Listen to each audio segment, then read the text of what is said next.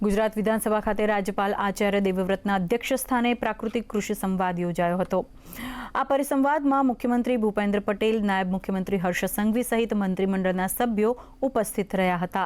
કાર્યક્રમમાં રાજ્યપાલ આચાર્ય દેવવ્રતે જણાવ્યું હતું કે સરકાર દ્વારા પણ સતત હવે પ્રાકૃતિક ખેતીને પ્રોત્સાહન આપવામાં આવી રહ્યું છે। વળી પક્ષ વિપક્ષ બંને આ બાબત માટે ગંભીરતા દાખવી રહ્યા છે, જે પ્રશંસનીય બાબત છે। પ્રાકૃતિક ખેતીથી માનવી તેમજ જમીનની સ્વસ્થતામાં વધારો થાય છે। ઉલ્લેખનીય છે કે આ સંવાદના ઉપક્રમે વિધાનસભાના મુખ્ય પ્રવેશ द्वार पर प्राकृतिक कृषि उत्पादनों विशेष प्रदर्शन पण योजाયું છે।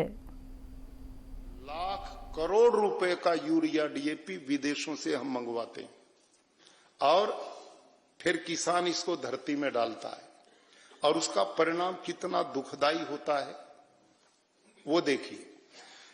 पौधा लेता है 30 से 40% इस खाद को, बाकी कहां गया?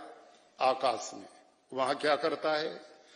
यूरिया में मेन कंटेंट है नाइट्रोजन, और यह नाइट्रोजन जब आकाश के ऑक्सीजन से मिलता है तो एक तीसरी गैस ऑटोमेटिक पैदा होती, नाइट्रस ऑक्साइड।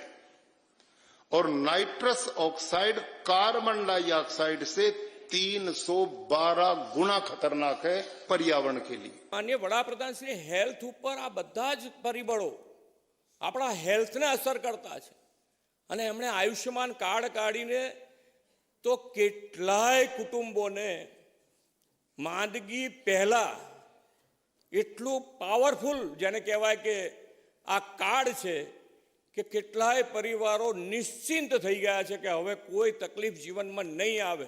એટલે કે આજે દરેક જનને આખા દેશને જો સૌથી વધારે ગૌરવવંતું જો કાર્ય હોય તો એ આ આયુષ્યમાન કાર્ડ છે। અને એના માટે માનનીય વડાપ્રધાનશ્રીને જેટલો આપણે આભાર વ્યક્ત કરીએ એટલો ઓછો।